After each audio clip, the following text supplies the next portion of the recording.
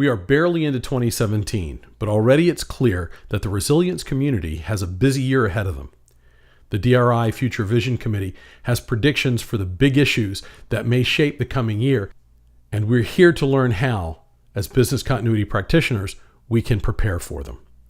I'm Russell Wooldridge, DRI Director of Development, here to welcome you to DRI's webinar this afternoon. We're here with Lyndon Bird, Chair of the Future Vision Committee, the DRI global think tank on matters of operational resilience, discipline integration, and the future role of resilience professionals. The focus of today's webinar will be on the findings of the committee's recent trends and predictions reports for 2017. Both are available for download in the My DRI resource library. Lyndon has worked exclusively in business continuity since 1986 as a consultant, presenter, educator, author, and business manager. He has spoken at and chaired conferences throughout the world and has contributed features, articles, and interviews to most leading business and specialist publications. He is also the author of Operational Resilience in the Financial Sector. He is editor of the Journal of Business Continuity and Planning and is an advisory board member of the Disaster Resource Guide. To ensure the best audio quality, we ask that everyone in the audience please mute your microphone, clicking the box in the upper right-hand side of the screen. Following his remarks, we'll dive into a question and answer session where Lyndon will answer questions you submitted during the registration period for this webinar. You can also post any additional questions you may have during the presentation in the question box in the lower right-hand side of your screen. Lyndon will answer those, and the responses will be available when the complete webinar is posted on our website. Lyndon, the floor is yours. Hello, my name is Lyndon Bird, and I'm chairman of the Future Visions Committee of the DRI International. This webinar is to discuss the paper that we have just published, which is the Future Predictions Report for 2017, which is the culmination of a significant amount of work done by the committee over the course of 2016. Initially, we produced in November a trends report where we looked at a lot of detail, and we considered nearly 100 different trends of resilience issues that were taking place in the world across a broad brush of areas, particularly focusing on the PESTEL classifications, which was the political, economic, social, technological, environmental and legal issues. But we also looked at some regional trends. And as a result of that, we were able to then look at where we think the world is going and put together the predictions report. So the predictions report is an attempt by our committee to look at the issues that are affecting our world and how, in particular, they will affect the professions that most of our certified members are involved with: resilience, business continuity, and to some extent security. So that is what our remit was, and this is the report that we're talking about. First of all, people say to me, well, it's quite interesting to look at all the things that are going on in the world, but what does that mean to our profession? Why should business continuity and resilience professionals be particularly concerned about some of the issues that are happening? Aren't some of the political trends, some of the social trends, things that are beyond our control? We're interested in them as individuals, but can we do anything about them? Do they affect our day-to-day responsibilities? And the answer to that is, of course, not always directly. There is nothing that you can do as a business continuity expert to decide who becomes president of the United States, other than vote, if you have a vote, in the same way as the many other changes that are going on in the world. There's very little you can do to stop the increase in volcanic activities or flooding. But what we as business continuity people do, and what we have always been there for, is really to pick up the pieces. When things happen that cause disruption, we have to be ready to understand the disruption and understand how we're going to deal with that. So therefore, at just a basic level, I feel that the world is at a very risky point now. It's probably the riskiest it's been since the end of the Cold War, possibly the riskiest since the end of the Second World War. And with risk comes the increased likelihood of things going wrong. Not only that, of course, we've become a very globalized society. Business has become globalized. We get our materials and production and all aspects of our running of our businesses on a global basis. This, in fact, has been part of the political dialogue of the last year, which has perhaps caused some of the significant political changes we've seen. But this is the way that this has happened, and this is obviously creates opportunities for people who want things to go wrong, and also pure accidents such as natural disasters and issues that interrupt our supply chains. So the report itself is trying to highlight where things are likely to happen in 2017 that is going to affect the world significantly.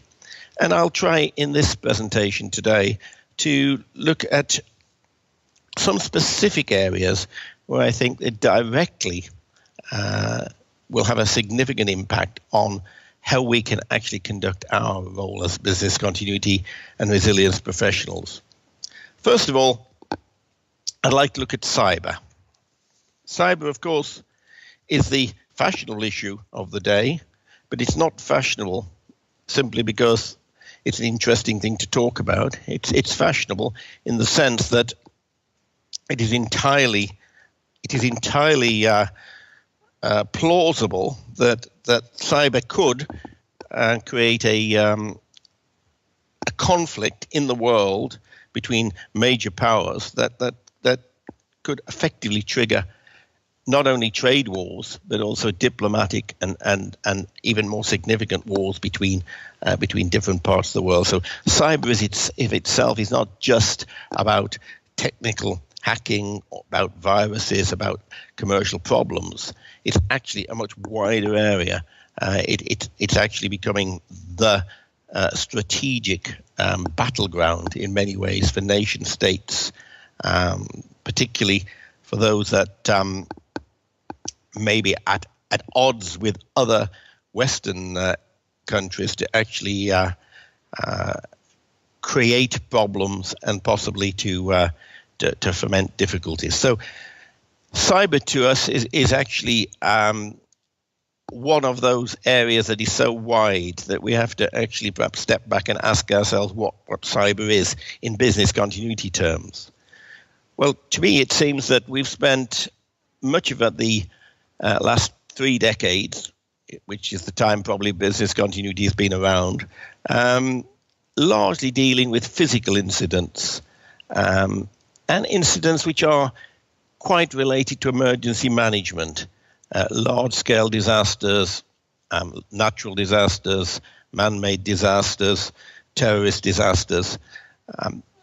We have spent relatively less time looking at the things that actually have not emanated from those physical causes. And where we are now, of course, is that we have honed our skills, developed our methodologies, our approaches, our techniques for dealing with these type of traditional physical-based disasters. But in reality, we are not at the same level of expertise, and we're not at the same level of ability to deal with cyber issues. So this has got to be the new frontier and the next frontier, really, for business continuity professionals. You may say, well, isn't that an issue just for security? Is it not about better security? Well, you could argue, and I have done on occasions, that if security in any field was 100%, you wouldn't need any of the other resilience disciplines. You wouldn't need risk management. You wouldn't need business continuity because nothing would go wrong. The reality is things will always go wrong, both physically and virtually. And there's much more opportunity for them to go wrong in the virtual world than in the real world. So cyber absolutely has got to be at the heart, I think, of our move forward as a profession. So, what are some of the issues that we think are going to play next year? Well, we've clearly looked at in the report at a lot of political issues and geopolitical issues. From a European perspective, where I'm based, Russia's approach to perhaps its borders with the European Union has given practical concerns, but in reality, probably the bigger concerns are the potential cyber attacks rather than outright military aggression, as we would have feared in the Cold War days. Certainly, China is clearly at the heart of much cyber activity, some of it good, some of it bad, but it's a secretive society. There is clearly less and less acceptance of the openness normally inherent in Western democracies towards IT issues. So the restrictions on social media, for example, will get tighter in China. And in restricting such external influences to it, it will become easier. It will probably become easier for attacks to be launched and much more difficult for people to determine them, determine where they're from, and deal with them. So we think that at a large scale, cyber is going to be a big issue. We also think at the commercial scale of things, then cyber is massive, not only in terms of damage it can do, but in terms of the espionage aspects, the industrial security aspects, the protection of IP, and clearly international law and the way that governments can deal with these issues is extremely difficult. So we're actually forecasting and expecting to see an increase really in proactive responses to some of the issues. So retaliation is perhaps a emotive word, but maybe that's what we're talking about, that both governments and large industrial firms around the world will actually be looking to retaliate against the constant potential threat that they're getting from some of these sources, which we cannot directly control.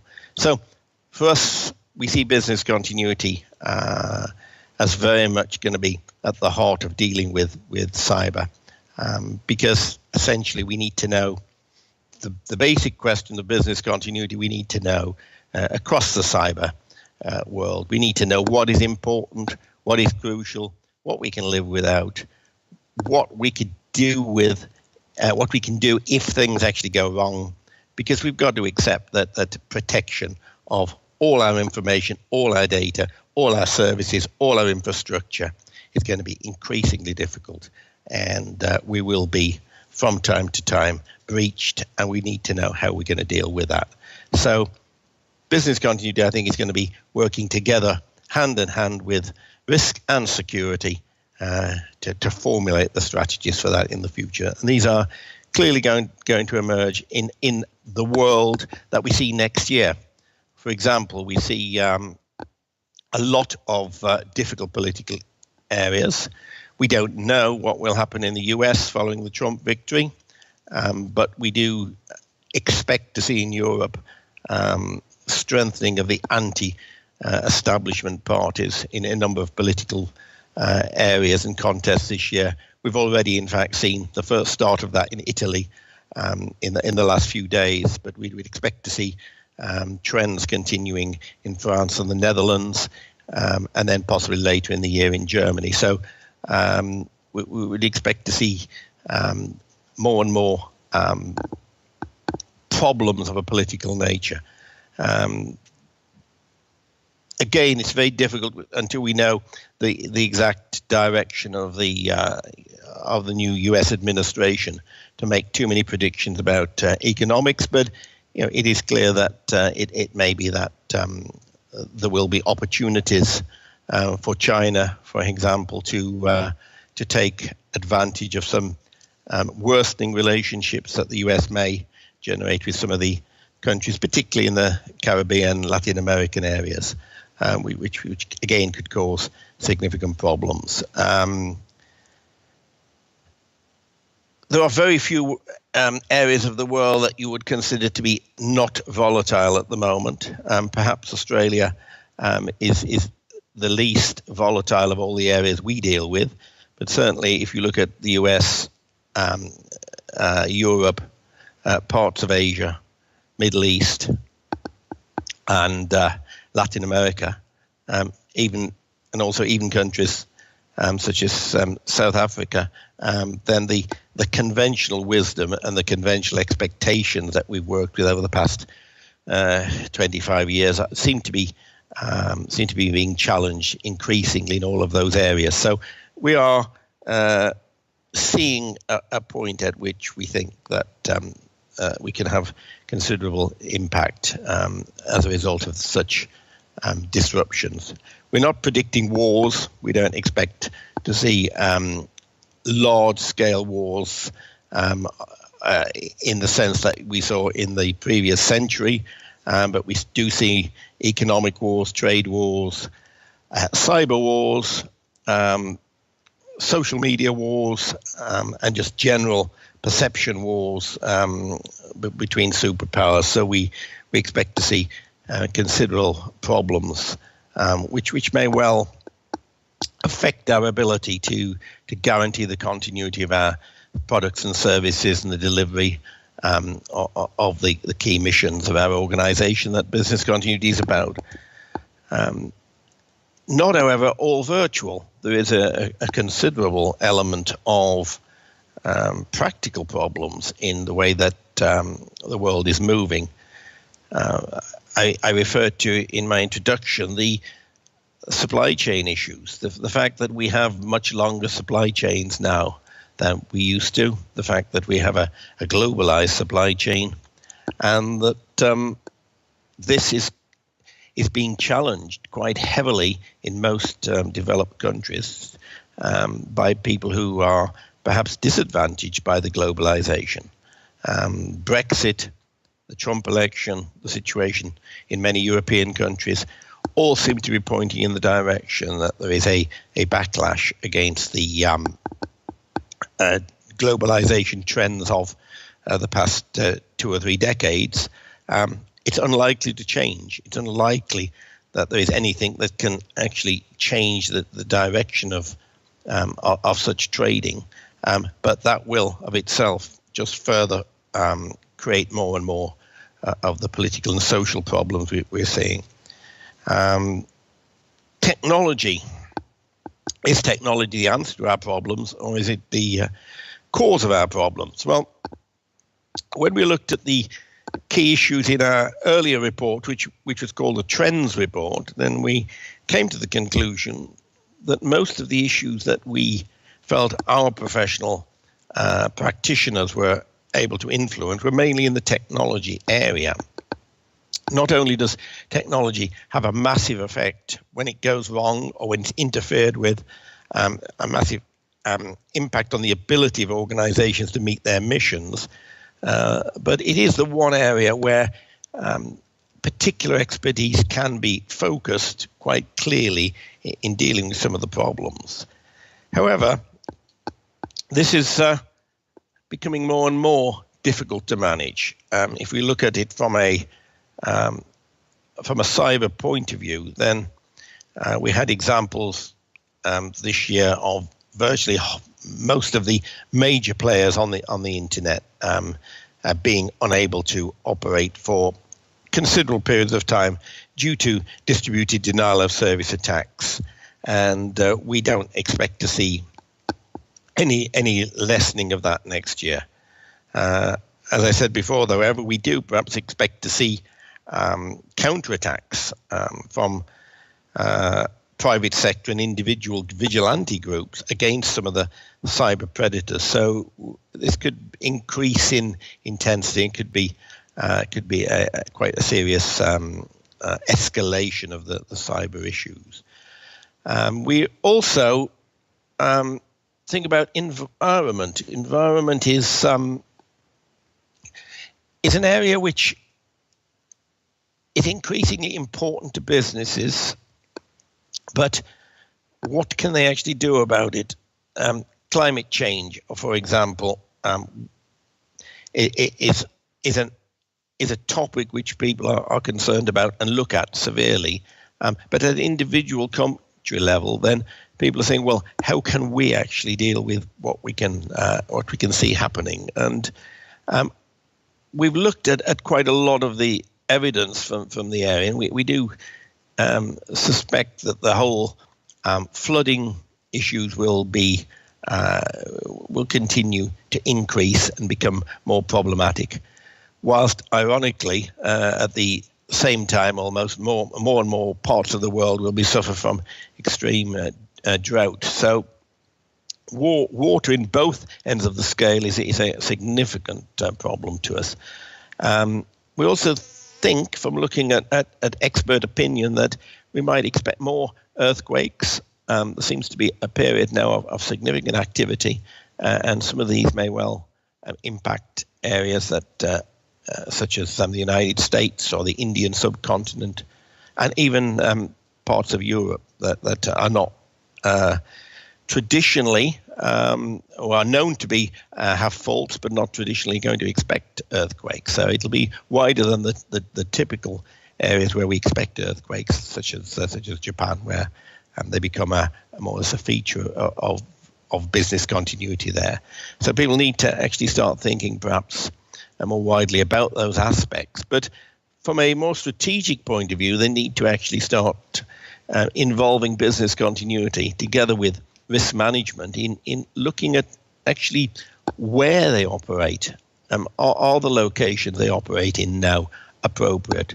Should they be actually moving to different locations, lower risk locations, particularly from a flooding perspective, but also from a supply chain perspective?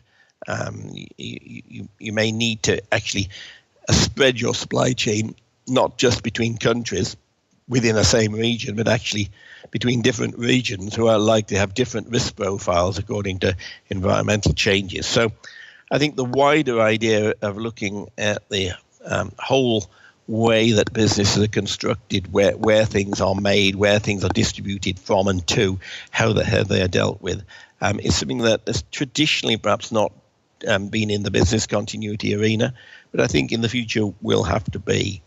So if we look at all of these issues combined, I think we can probably clearly see why business continuity and resilience professionals are going to be busy next year. I think that they're not going to just have a busy year because they may have more situations to deal with, but I think they're going to be busier in their organizations. They're going to be asking them for more support, more help, more ideas, and more involvement. Because as organizations start to think about resilience at a business unit level as opposed to a specialist level, then they begin to realize the issues that they're wrestling with. And I think that business continuity and resilience professionals are really likely to start to make their mark across organizations, in some ways as advisors, and to provide support and guidance to the thinking process. So yes, I think they'll have a busy year. We have an unstable political situation. We have unpredictable economic situation, we say. We have a lot of social unrest.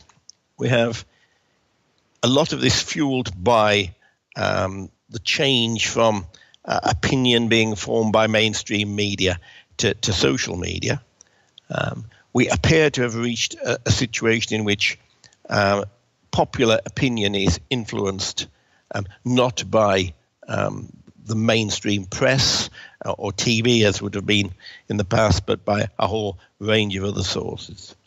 We have low prices in oil, which, although may make a marginal increase if OPEC restrict production, fundamentally are not going to rebound in 2017 to anywhere near the levels that the countries that are suffering badly in the Middle East, in Africa, and of course in South America from the oil prices will benefit from. So the situation in Brazil, for example, we see as quite damaging to the whole of the regional area of South America, and the situation in oil-based economies like Venezuela are clearly unstable in terms of social mobility and social capability to continue in the way they've operated in.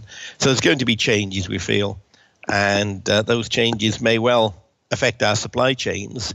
Even if we're sitting in Europe, or we're sitting in the United States, or we're sitting in Australia, we may feel some of these problems are away, a good distance away from us, but they're likely to affect our supply chain at some level. So we are clearly going to be impacted by all of these issues.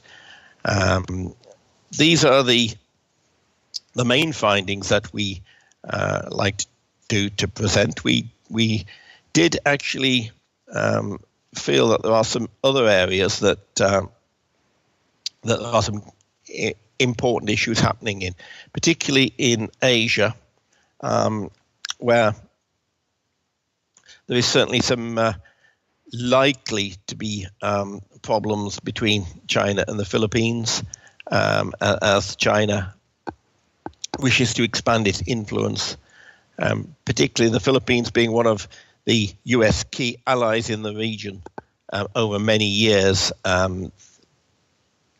This is particularly a sensitive issue, as are the issues, of course, in Korea and the ongoing potential threat from North Korea. So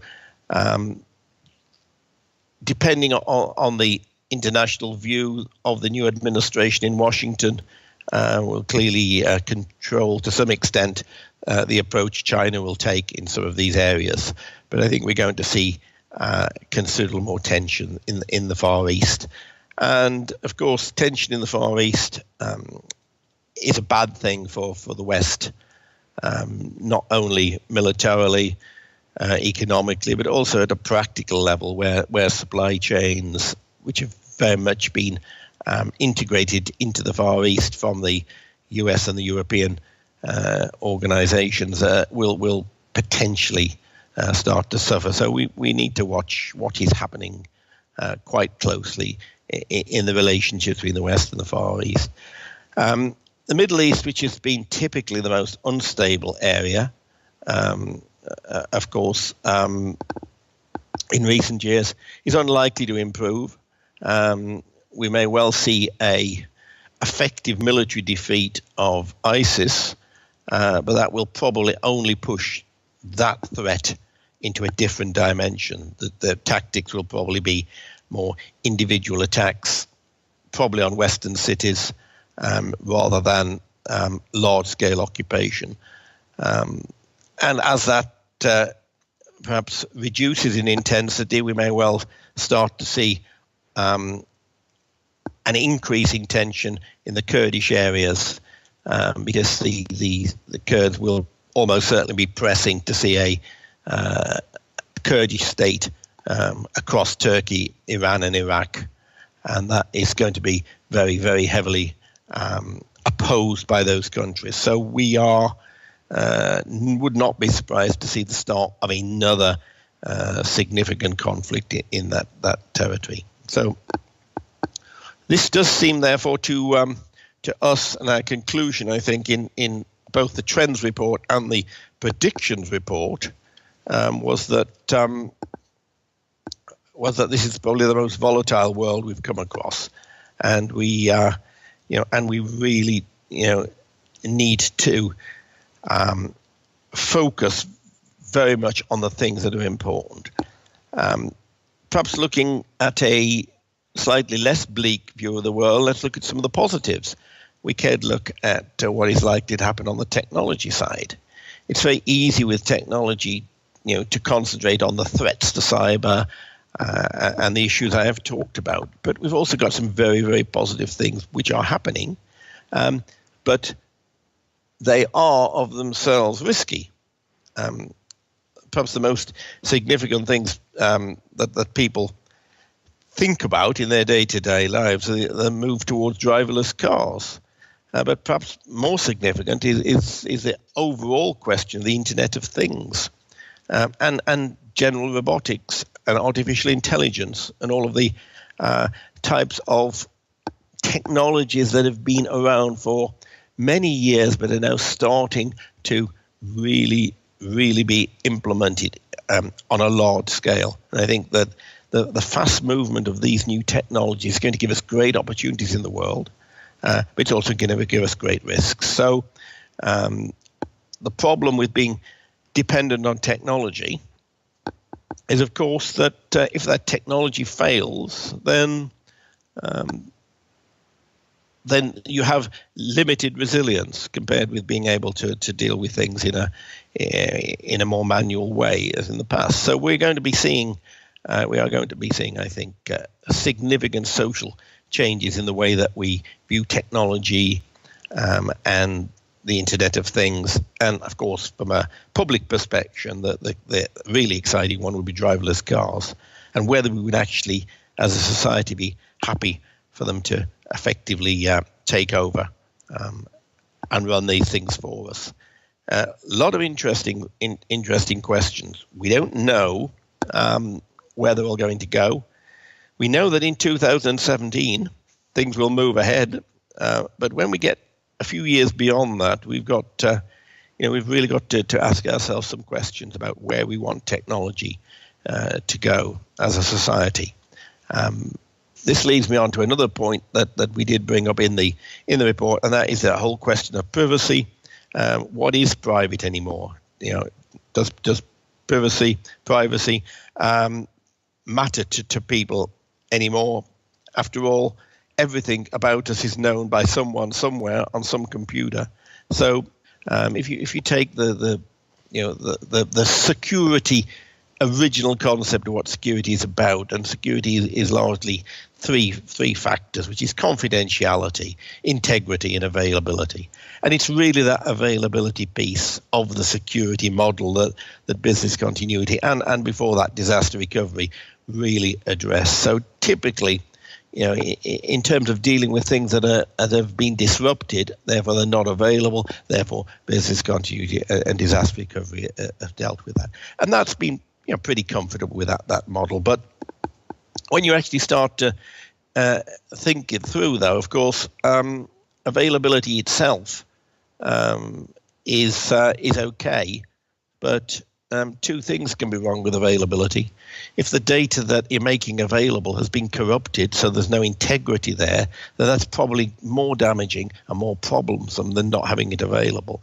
And secondly, if you go back to the confidentiality part, the C part of the of the three criteria, then you have confidentiality, which sometimes can be almost at odds with availability. Making things readily available is one thing, but the best way to maintain your confidentiality is not to have it available to anybody except very limited numbers of people. So I think I think we've got a paradigm here where we've got to actually start to rethink the connection between the confidentiality, the integrity, and the availability. So in that sense, I think there is a role for business continuity to modify where it's coming from, because just having things available is perhaps not enough anymore. You've got to make sure you've got the right things available, and you've got to make sure that those things that you're making available are sufficiently confidential. So does that overlap into the privacy issue? I think it does, and I think it's a wide issue, and I think it'll start to get more traction as a discussion and debating point next year. So we have many interesting facets to look at in 2017. I hope the people that have the opportunity to read the report Also take the time to read the rather larger report, the trend report, published a month before, because I think taken together, the DRI Future Visions Committee have actually done an excellent job of looking at the world from a resilience perspective and trying to determine the ways that we can make the best of our skills to make the world safer. So with that, I'd like to thank you for listening. Thank you, Lyndon. As a reminder, both the 2016 Trends Report and the predictions for 2017 are available online in the MyDRI resource library. Log on to your MyDRI account to download your copy today. Now, let's take some questions. In light of the emerging cyber threats due to technological advancement, CIOs need to brace up and strategize. How do your predictions help them do that in the area of cyber threats? Well, I certainly agree with you that cyber attacks, in their widest sense, are probably our biggest current threat. But I think just about talking about CIOs bracing up is not really the issue. It's only very much one part of this big issue. Bracing up implies prevention, security, and probably trying to fight a war that may not be totally winnable. I think CEOs and all the other top execs must understand there are limits to what your CIO can achieve. So there's a big chunk of education needed there as well. Clearly, the typical things like bigger security budgets, hiring of people who can think as bad guys, better targeting and understanding the tactics that you may be facing. These are important, as are things such as probably counter actions that you may be able to take. But ultimately, I think CEOs, and all of the C-suite must learn from us resilience professionals that nothing can be 100% protected. So what they need to do is figure out just how they're going to quickly detect the breaches, rapidly understand the implications, look how they're going to mitigate impacts, and respond quickly to the external environment that they're facing, including media and the sort of negative PR aspects. So dealing with that whole issue is something that needs to be addressed, not just the security issues that people sometimes focus on. What is the most important threat you and your committee see facing continuity professionals, and why? Well, those who know me or have read various articles I may have written over the years, I think might predict that I would say to this one, human failures. Because I've long argued that fundamentally all of the issues that we are involved with largely depend on human beings, either being responsible or being irresponsible. If we think about the design of systems, infrastructure, political and social structures, they're all designed, developed by human beings. Also, the people that try to attack them or break them in whatever way are human beings. And sometimes nobody tries to attack them or break them, but just through sheer bad design or sheer bad luck, things go wrong. So essentially all of the things that we deal with are about the potential for human error. So many people might argue that in the more sophisticated world we're in today, we're looking at all sorts of climate issues and interrelated systems. Some people think of the planet as a system which itself may fail to exist. So if you treat that as a continuity issue, then clearly that is very much the big issue. But I think that is a bit beyond my remit and most fellow professionals. So I will stick to my view that our biggest concern still has to be human failure. It gives us the largest exposure, but conversely, it gives us a great opportunity for improvement because humans can improve with training, with education, with understanding. Funnily enough, perhaps what worries me just slightly more these days, and it is a longer-term view, but that is our readiness for that human control, which actually can be very beneficial, to be given over to machines. Artificial intelligence is no longer the domain of the science fiction movies. And we need to actually get to understand its implications and how we're going to deal with them in the future. Do you see the current political climate as a business risk? And if so, how do businesses mitigate such a risk? Well, that's a very good question. And it is often stated almost that without any argument, that business wants and needs stability. It needs that to make long-term decisions. Well, I think there's a yes and no to that. Yes, large-scale global businesses don't like too much change. They are large, they're relatively inflexible, and they can use their size to dominate fixed markets. However, more volatile situations, which are less predictable, can often give better opportunities for entrepreneurial businesses. So it is a double-edged sword. Certainly in 2016, we had two major political surprises, Brexit and Trump. And it's probably fair to say that the majority of businesses neither expected or wanted either to happen. However, with time, with reflection, many commentators see positives in Brexit and the opportunity for UK business to trade more freely globally. And similarly, many people in the US are looking forward to some business-friendly policies promised by the Republican administration led by President Trump. So, do these issues represent business risk? And I think the answer to that is yes, of course they do. But then again, so does every political change. And business risk creates the winners and losers. That's the nature of capitalism. So the questioner wants to know whether we can mitigate the risk. And I can only say to that we could probably mitigate risk by such tight regulation that we address all of the downside issues, but we then lose the opportunities for the upside risk to make us richer and more successful.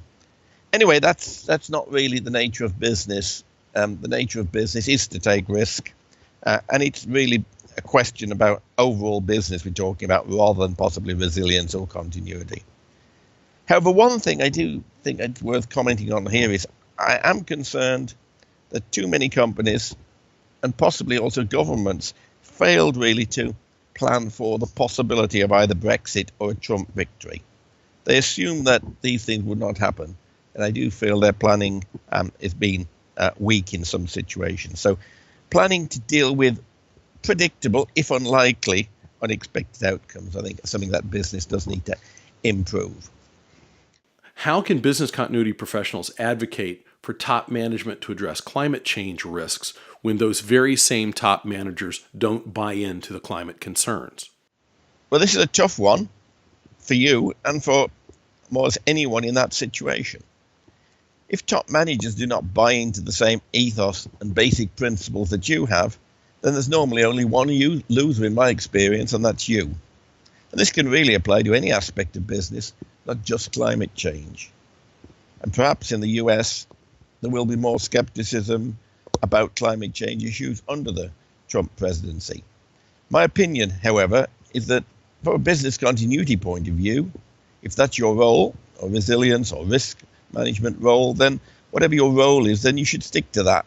And you should treat climate change risks as you would any other, and allow them to be reviewed and prioritized within your formal enterprise risk management system. Now, if you come along and say, well, we don't have a formal system, then that probably tells you a bit about your organization. It perhaps suggests it's not quite mature enough anyway for serious conversations about risk. What I say to everyone about when they talk about climate change to me is you've got to present it as a matter of economy or efficiency, not morality. So, like everything else in your business, don't preach. Just present facts and allow other people to make decisions based on the facts. With cyber threats looming, do you see business continuity headed back to where it came from, the data center? If not, why not? And if so, what impact might that have on the profession and on BC professionals? Yeah, this is definitely a key question, and it's one that I've been giving a lot of thought to recently. In fact, if you read our trend report this year, you will probably remember that the top 8 resilience issues identified were all some ways related to the risk of technology failure. We even concluded that understanding these issues was now perhaps the greatest skill that BC professionals needed. So, with response to the direct question, does this take us back to the data center? Well, I think not really. When I started in this field over 30 years ago, we were definitely mainly dealing with data center issues. We then went through a long period where business issues came to the fore. And as technology moved to 24/7, sophisticated resilience was inbuilt into system design, we tended to assume that maybe we'd solve the DR problem automatically by the improved sophistication of technology. We got some rude awakenings, and so that's definitely not the case. We have discovered, I think, that increased sophistication is going to mean increased dependency and increased vulnerability, which leads to more business exposure. So, yes, in one way, we are back to where we started. Our technology has put us back onto the need to protect and recover corporate technical infrastructure. But I think that infrastructure is so different to what it was in the early days of DR and BC that it's not really comparable. However, does it have an effect on our profession, which was the final part of the question? I think it does. I think our professionals now need to have a wider range of both hard and soft skills than ever before. We need to understand the technical implications of the way things are changing. And we need to be able to have enough input to formulate solutions working with the technical specialists. So we need those hard skills, but also we need better soft skills. We need to be able to communicate with top management in language that addresses their concerns, not just the concerns of the technical parts of the organization. So the answer to that one is no, we're not going back to the being just related to the data center, but yes, there is a strong movement back towards technical resilience. What 2017 trend do you think may be overblown or really be a low priority? Well, let's be a bit controversial in answering this question. 2016 was an amazing or disastrous year, depending on your point of view, with many shocks and unpredictable outcomes. If we think of it, though, most of the really shocks that came to us were in the political and geopolitical fields. I personally think 2017 is likely to be much less exciting. Brexit negotiations will drag on and create more boredom than interest. Trump will probably not create disaster in the US economy, and his rhetoric will probably become less and less strident as time goes on. Yes, Russia will become a major player in the Middle East, but it'll probably not try to encroach into Europe beyond eastern Ukraine. Yes, China, Russia, probably North Korea will up the intensity of their attacks, their cyber attacks on Western governments, large corporations, but we know that's going to happen anyway. Globalization is not going to simply disappear, despite many political discussions and debates in the media over the past few months. The EU will not collapse, and even the euro itself might just survive. I don't think Le Pen will win in France. I think Angela Merkel will win in Germany, and I think civilization as we know it is far from over yet. So expect a relatively boring year compared with 2016. And now for our additional questions from our listeners during the presentation. Lyndon, could you please expand on your assertion that driverless transport, Internet of Things, and artificial intelligence could be potentially positive developments as opposed to negative impacts on our plans and our planning? Okay, well, let's start from the assumption that all technology is in itself neutral. It's neither a force for good or for evil. It's how it's used that decides if it's a positive or negative.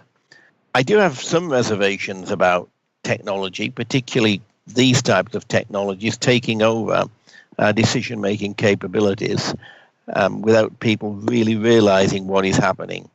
I think artificial intelligence will eventually raise many fundamental questions for both the scientific and the ethical communities, but so will many other technologies that are not typically associated with business continuity in any way, such as genetics and issues around that sort of modification of genome patterns. So all new technologies come with risks and downsides. So if we look back, even just a few years in reality at the internet, social media, cell phones, none of those existed when I started in BC, but no one is going to argue they benefit us. So they also present opportunities to bad guys that they didn't have before because they didn't have the technology. So I guess we will always have to deal with downsides of any advanced technology. So my point about them being positive developments were more in terms of being positive for the way that we're able to live our lives and the opportunities it gives us. Clearly are going to be more risky, they're going to cause more exposures, and we're going to have to be smarter about how we deal with them. But I guess this is not anything special. This is the case as any new technology develops. So you think that new technologies are going to be a plus for everyone, not just a positive impact on planners.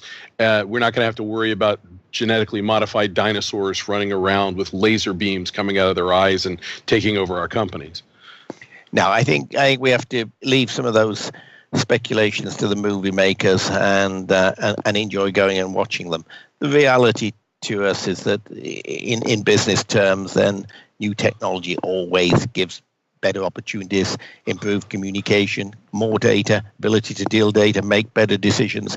These are the objectives of effectively all technology. And the more we're dependent on technology, the more we are exposing ourselves to failures should it not be there, or to negative actions and cyber attacks and all the other issues that we've talked about in the presentation. So I would say I don't worry too much about it. I'm not saying that that these type of, for example, driverless cars, why would driverless cars help us with business continuity planning? It wouldn't. But it's an issue where the concept of interruption control systems being threatened, is a key one to consider. So increased risk, yes. Improved possibilities for us as individuals, and business continuity people are also business people, and they're also individuals. So I don't think we should get too hung up about the difficulties that these developments will bring to our profession. But without a doubt, cybersecurity is one of those threats. You spoke to it at length earlier in the presentation. But what are your thoughts in that arena? What are your thoughts regarding the alignment of business continuity and information security departments within an organization? Does it make sense for us to think of integration in that way? Yeah, well, I've changed my thinking a bit over the years on this one. Originally, I was concerned that too close an integration with information security would lead to BC as a discipline being marginalized. Business continuity is, after all, to a large extent, consequence management. If your security is so good that nothing bad can happen, then you don't really need BC. But by the same token, you don't really need operational risk, emergency management, or any of the resilience-based disciplines. So, to me, BC is and will continue to be about much more than protecting technology or recovering technology. It is essentially about the viability of your business to deal with unexpected and unpredictable extreme circumstances. But having said all of that, we cannot ignore the fact that our greatest threats in the future are likely to come from the cyber arena rather than physical incidents. So, yes, info security and BCM cannot operate totally in separate silos as they perhaps have done largely in the past. So a more integrated approach, probably under some sort of banner called resilience management, is probably going to have to be the way forward.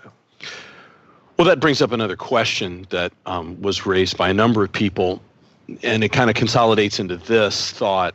We can't be all things to all people, and it seems that more and more is being piled on to the BC professional. How can we get our C-suite to see the importance of our growing skill set, but also agree that we can't be experts in all areas?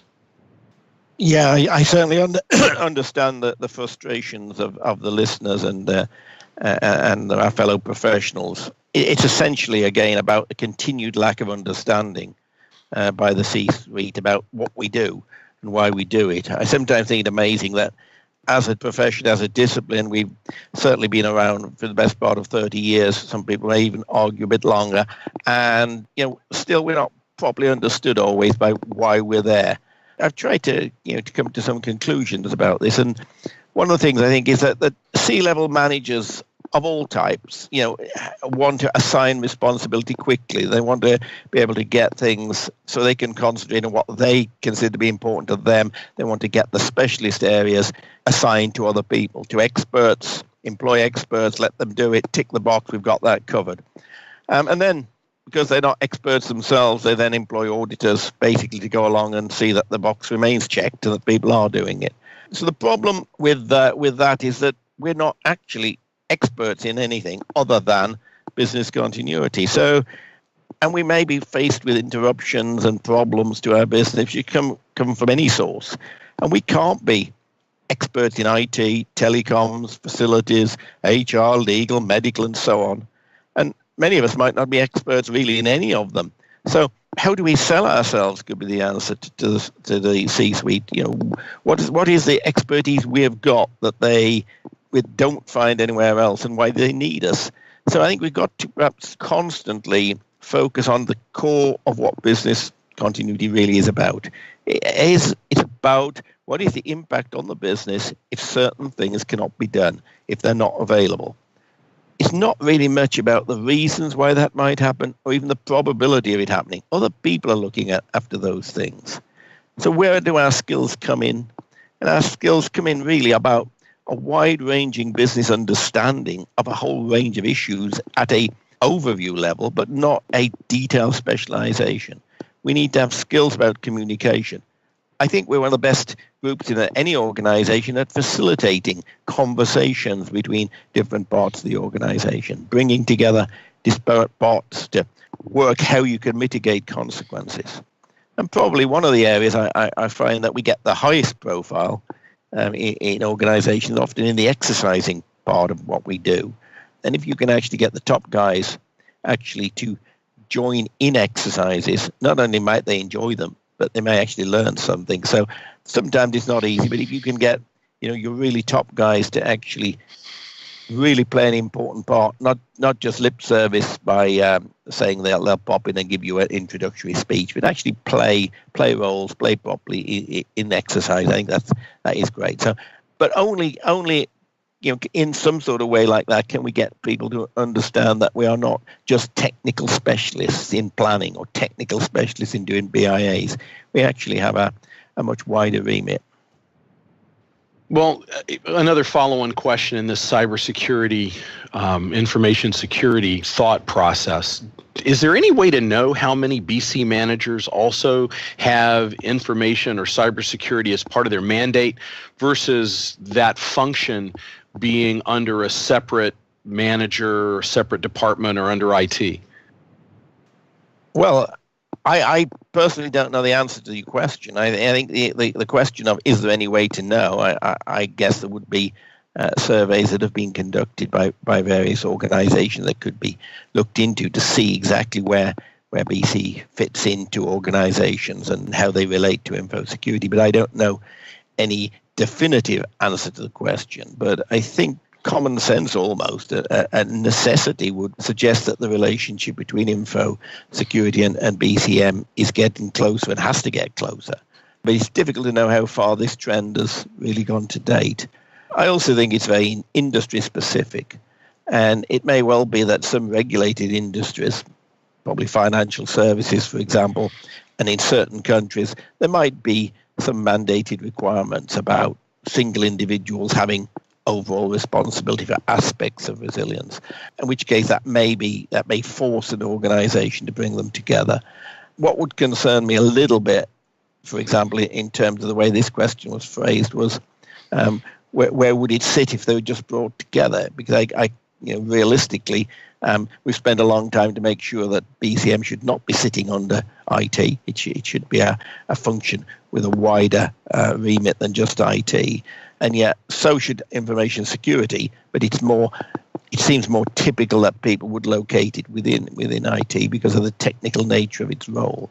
So maybe in the future we'll have something like a chief risk and resilience officer who could take over part of the portfolio from the current chief risk officers and the CFOs and the CIOs, and bring in aspects from each of those areas, and so it can create a focused high-level effort on resilience. So maybe there is a need for that, but I don't personally see that movement being as quick as I would have expected it. Name changes, yes, we're seeing a lot of people being called, head of resilience, but functional integration, not as quick as I would have expected. Our next question comes from someone who says they've been involved in the BCDR space for many years, and they work for a state government, local municipality. Can you suggest a publication that can support executive management and supporting BCDR resources and not just hiring staff to only support the cybersecurity position? Yeah, I think clearly this is a question that is specific to some extent to state government, but it probably has general applicability to most organizations in other ways. For our non-US listeners who may not know much about NIST, which is the National Institute for Standards and Technology in the US, it's got an interesting publication which it brings out as a security risk maturity model. I think that does provide some good guidance, which business could look at, which is not just about hiring more security specialists. It's about actually what business needs to do. It's about how you change your management thinking about the whole question of cyber and security. So look at the latest risk maturity model. Try and get your managers to look at the policy and procedures sections. They're actually only in bullet form, so there's no heavy reading needed. Secondly, of course, as you are from the state government in the US, I imagine you probably almost certainly will have read the federal continuity directives, one from 2007 and two from 2013, published by Homeland Security. This mandates the all federal executive branches to follow guidance. Now, I know it only encourages state governments to do the same, but it provides a good starting point, I think, for your senior management to understand what they need to do. And for our final question, one of the listeners has asked, how does DRI recommend civilians respond to a terrorist attack, such as firing into a crowded area? For example, if you're carrying a concealed weapon, when and how should you use that in such an area? DRI advises that you follow the instructions of local law enforcement. There are laws that dictate the use of a weapon, and they differ by jurisdiction. Thank you, Lyndon, for joining us for our additional questions. Thank you, Russell, and the team for inviting me and for the really interesting questions that have been posed. That's all the time we have for today. We invite you to join us at DRI 2017 in Las Vegas on March 1st at the 9:45 slot for a special session featuring Lyndon and the other members of the Future Vision Committee. They will take questions from the audience on any subject ranging from political uncertainty across the globe to practical issues of cyber criminality, societal security, and law enforcement in local communities. Whatever your concerns, the Future Vision Committee will have a strong opinion, and they want to hear your opinion as well.